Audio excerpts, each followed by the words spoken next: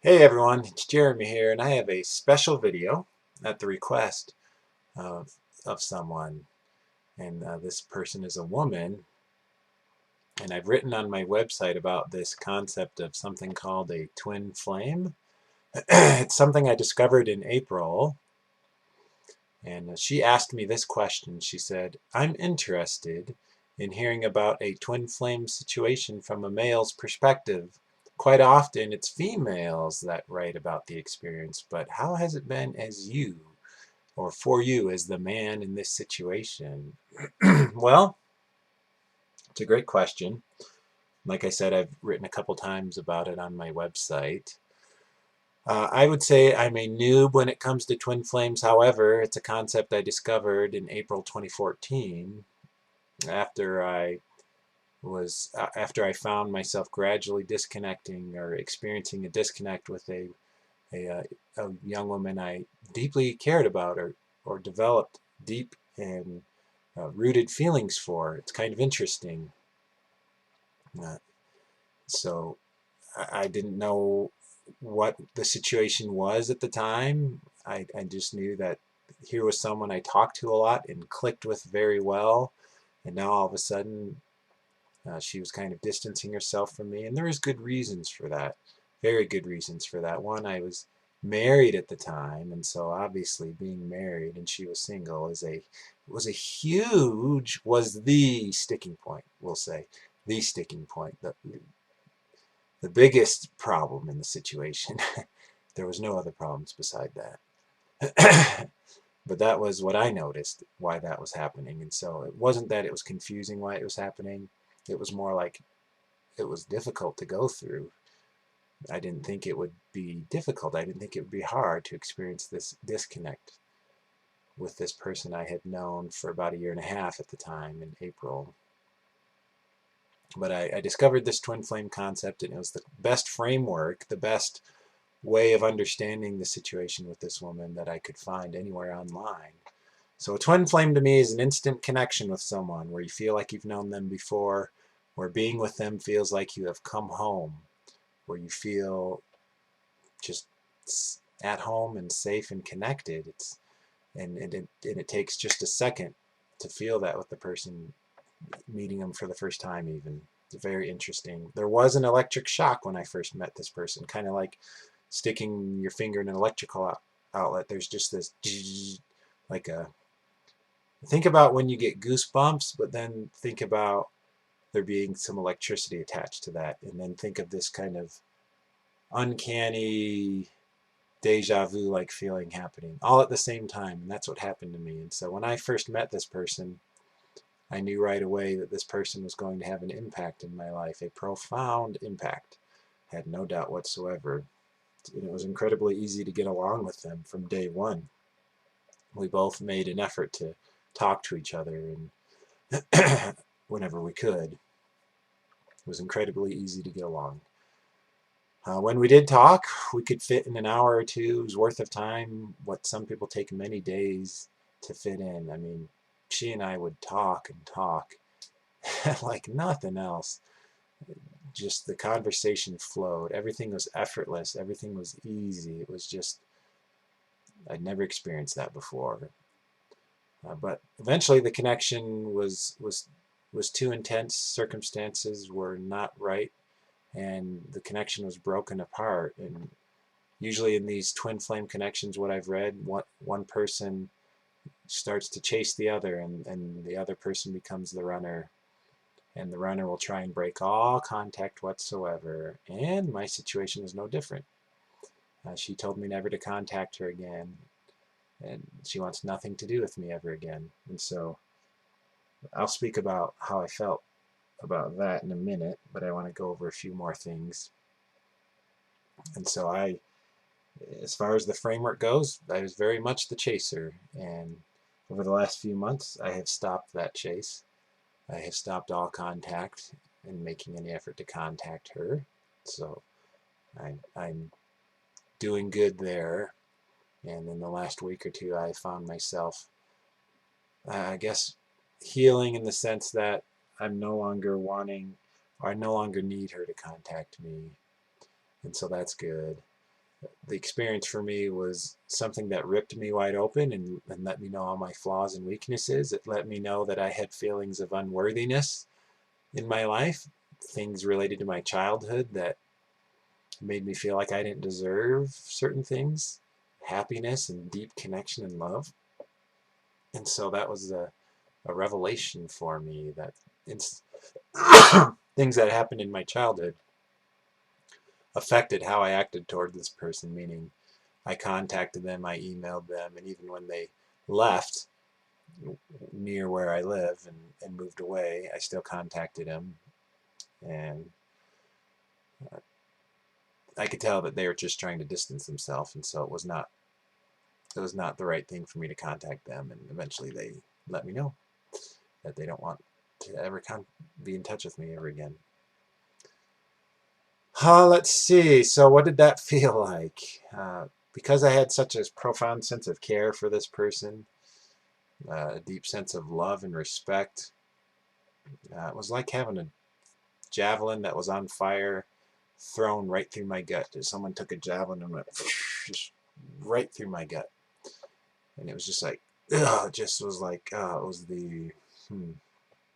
I don't know, just one of those things that is like a pain at the soul level to the point you don't know if you can survive, like your very existence is being strained. It was just the most awful pain I've ever felt. And from about March to, I'd say, even in September, it was very painful. And toward the end of September is when I started to finally experience the shifts and changes that helped me feel more calm and at peace and accepting of the situation, that this person doesn't want anything to do with me and it's okay. It, the realizations I've had is I look at myself doing this video on the webcam and I'm a charismatic, handsome guy. I like my beard. I know my qualities. I'm intelligent. I don't say all that to be egotistical, but I say it as reality. I'm I'm just like I'm sick right now. I have a flu. I have like crap in my throat, and so I'm very unkept right now. And so I know I'm a catch. If that, I know I'm a in the I don't know, not to be egotistical, but I've learned to it's okay to understand my good qualities and that I'm this guy who's a catch, and that if someone doesn't want anything to do with me, especially a woman, they're missing out on a lot. And so those are things I'm now comfortable saying to myself and realizing, whereas before I just felt I was unworthy, that I didn't deserve things. And now I'm realizing, hey, you know what? Handsome guy and confident guy, and there's no reason for me to let this situation do this to me. So that's been really good. So back to this person, this woman that I would consider my twin flame. Yeah, we shared everything with each other, and she was the first person I sang in front of for the first time in my life, and there was hardly any silence when we talked. I still care about this person and wonder what she's doing, and I kind of know what she's doing, but I don't make an effort. Like I know she came back near here to, but it's like it doesn't matter. It's like whether she's 15 minutes away or 1,500 miles away, I'm not going to make any effort to try and contact her. So I don't feel the stress of thinking about her, though. That's a different. Whereas before there's like this pressure. So in March and April and May, I had this pressure inside my gut and chest, just this constant like anxiety at its highest level. Blood pressure was way up, heart rate was way up, just terrible feeling. And my good wife Heidi was very supportive, and she knows about this person, which is interesting. She knows, and she's very supportive. But this person was a catalyst for me and made me realize that I needed to make some changes in my life, and that my marriage had run its course. There was nothing more. There were some deep differences in my marriage, and that it was time for my marriage to end and for me to kind of spread my wings and go out on my own. Oh, let's see. So for me, from a man's perspective, I'm able to feel deep emotions, and I don't know if I'm different than most men in my ability to feel emotion. One woman told me I was straight out of a romance novel. It's pretty accurate, actually. I intuitively know the situations and the romantic situations that create spark, and they build up the just the sexual tension and the romance and the energy and all the little things that build up to the moment where the two people connect. I just intuitively know that, and so that comes very easily and naturally to me. I didn't know that I'd feel pain from disconnecting with this person I consider my twin flame. Had no idea, because when I first talked to her, it was just very effortless, very easy, very cool, very calm. I'd see her, I'd feel no pitter patter, just the deep sense of knowing and wanting to connect. But then in about, I would say about early February, I said, whoa, I have some really deep love for this person. And once I crossed that line, oh yeah, it was tough once the disconnect happened. I don't know what her perspective is as a female runner. I think most guys aren't the chaser, but maybe they are. I don't know. I don't know her perspective except that she just felt in her mind she had to get the hell away from me as far as possible for whatever reason. I know from her and I talking, I know she knows I'm a handsome, smart, capable guy and that I'm a catch. Like, I already know that she feels that. However, there was some deeper things than that I never got to know from her that caused her to do what she did. Don't know what they are. I'm not going to be married anymore early next year, January of 2015. So even when that happens, I'm still not going to contact her. I'm just not going to go there. So this is me, Jeremy, a guy, sharing my perspective on the twin flame. And I don't know, it's just rare, I think, when you create such a immense connection with someone. It's not something that happens every day. And so I look at the memories and the experiences with fondness. I'm very thankful for them. The experience has helped me discover my masculine core, my strength from within, and so I function very much more from within now, strength from within, than I did before. So I'm very thankful for that.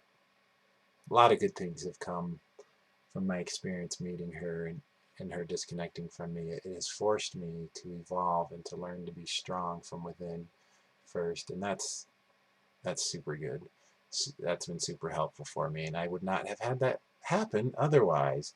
So it's almost like it had to happen this way, which is really interesting. The experience must happen this way for me to become who I'm meant to be. Otherwise, I'd still be relying on her for support, and that's no good. That's not going to turn me into the man I'm meant to be. So these are the things I think about. I get deep into it when I think about it. Like, what are the things I'm going to learn from this?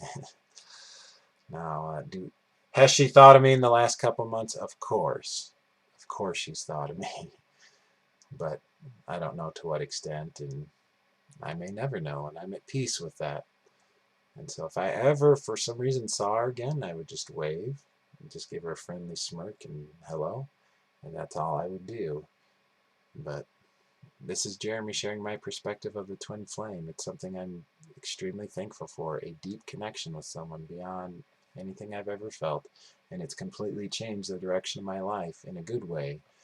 So there you go. These are my thoughts about the twin flame. What are some of your thoughts?